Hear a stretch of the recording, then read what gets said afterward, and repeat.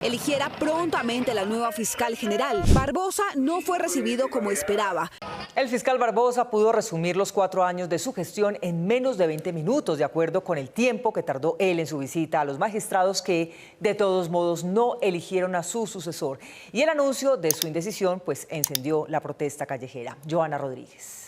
Mónica, aunque algunos magistrados dijeron haber sentido que la protesta era un riesgo para su vida, para la mayoría quedó claro que podían salir tan tranquilos como entró el director de la policía y que su vida nunca estuvo en riesgo, como uno de ellos declaró.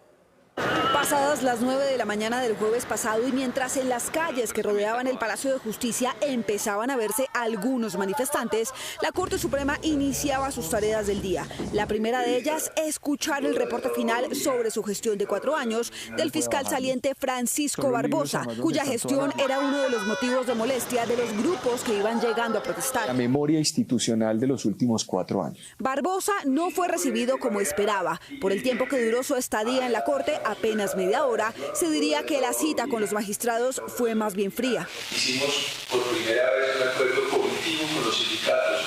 Barbosa salió del palacio varias horas antes de que se reuniera el grueso de la manifestación para pedir que la Corte eligiera prontamente la nueva fiscal general.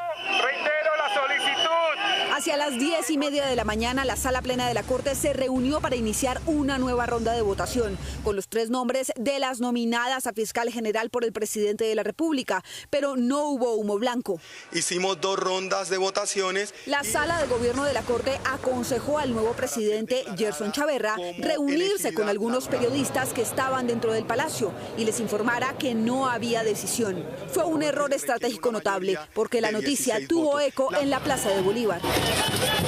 El tumulto creció después del mediodía y los gritos de elección ya se oían con más claridad.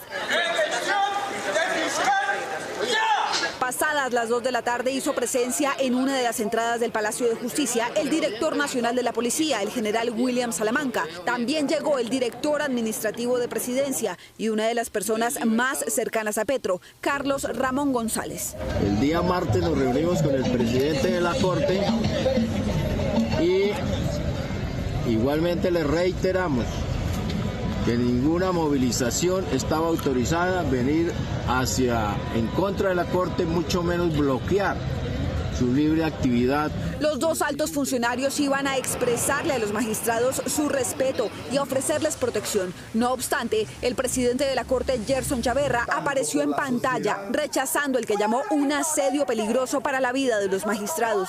Situación que, además de afectar gravemente el derecho a la libertad de locomoción, pone en grave riesgo la vida e integridad física de magistrados. La Casa de Nariño se sorprendió con la declaración de Chaverra porque le pareció exagerada. El asedio de las últimas horas.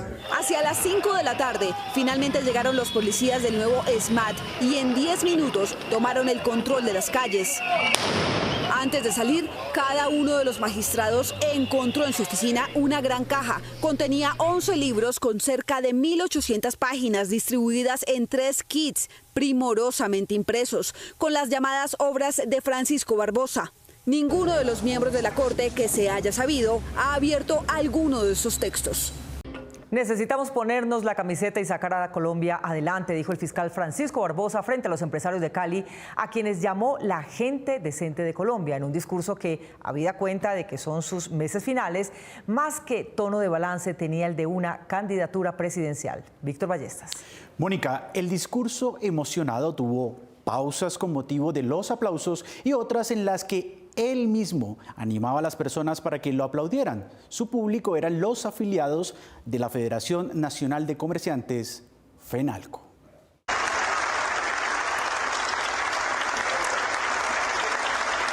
Gente decente que tiene Colombia y no criminales. Con esa frase inició su discurso el saliente fiscal Francisco Barbosa, quien estuvo como invitado especial esta semana en el Congreso Nacional de Comerciantes Empresarios de FENALCO.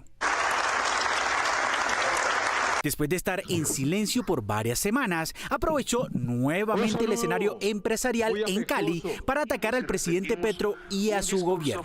Cuando uno es presidente, cuando uno es fiscal de un país, Uno no es el fiscal ni el presidente de los presos, sino el fiscal de los colombianos de bien. Con cada aplauso de quienes lo invitaron, Barbosa parecía subir el tono de sus palabras. Sin carreta, sin estigmatizaciones, sin pulverizar a la empresa privada, sin decir que los empresarios son criminales, como lo dijo el señor presidente hace unos días. Aquí no necesitamos más eso. Aquí necesitamos es ponernos toda la camiseta y sacar a Colombia adelante. Y cuando habló de su gestión en los territorios, la comparó con la del presidente. Dijo que el país vive una época de oscuridad. Uno llega con seguridad, uno llega con justicia. Uno no llega retirando la fuerza pública y la policía a los municipios para entregarle a las criminales el control de las poblaciones. Y fue más allá.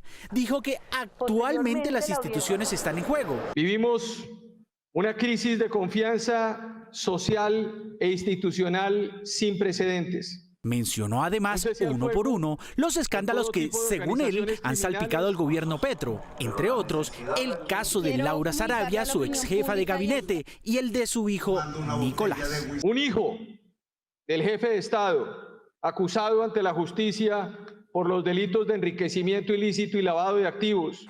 Barbosa salió del recinto ovacionado después de media hora de intervención, como si se tratara de otro lanzamiento de su campaña política. Laura Sarabia recibió una llamada del fiscal Barbosa el 16 de febrero para aparentemente ofrecerle ayuda en la investigación del robo a su casa, pero el fiscal ahora dice no tener nada que decir en el proceso de la fiscalía en contra de ella. Víctor Ballestas. María Fernanda, el profesor de Derecho Ramiro Bejarano explica que el fiscal no tiene la potestad de negarse a ser interrogado sobre un hecho que conoció, como lo demuestra su llamada, y que es un juez, y no Barbosa, a quien le corresponde decir si es o no pertinente su declaración. El pasado 5 de septiembre, Jorge Mario Gómez, abogado defensor de la ex jefa de gabinete del presidente Petro, Laura Sarabia, le envió esta carta al fiscal Francisco Barbosa para citarlo a una diligencia de entrevista dentro del proceso penal que la misma fiscalía adelanta en contra de Sarabia por el presunto delito de abuso de autoridad que ella habría cometido cuando su niñera Marelvis Mesa y otra empleada de su casa fueron examinadas en un polígrafo por varios policías a raíz de un robo que ocurrió en su residencia. Usted no puede escupir. Según el documento, Barbosa sería testigo del caso debido a que tuvo conocimiento personal y directo de que Sarabia no incurrió en abuso de autoridad. Los motivos se encuentran fundados, entre otros, en las llamadas registradas desde el abonado telefónico del señor fiscal general al abonado telefónico de Laura Sarabia. El abogado Jorge Mario Gómez se refiere a una llamada que el fiscal Barbosa le hizo a Sarabia para, comillas, solidarizarse con ella. Según Barbosa, quien reconoció que sí se comunicó con Sarabia, la llamada no duró sino 30 segundos y lo que hablaron no tiene el alcance que el defensor de la funcionaria le ha dado. No soy testigo ni me consta nada. No obstante, debe recordarse que es al fiscal de cada caso a quien corresponde determinar el sustento fáctico de una actuación. Hoy el reconocido abogado y analista Ramiro Bejarano publicó una columna que tituló El fiscal y jefe de protocolo. Entre otras, aseguró que hasta un primíparo de derecho sabe que no son los fiscales ni mucho menos el testigo llamado a rendir entrevista quienes deciden si su declaración es pertinente o útil, porque eso les corresponde exclusivamente a los jueces.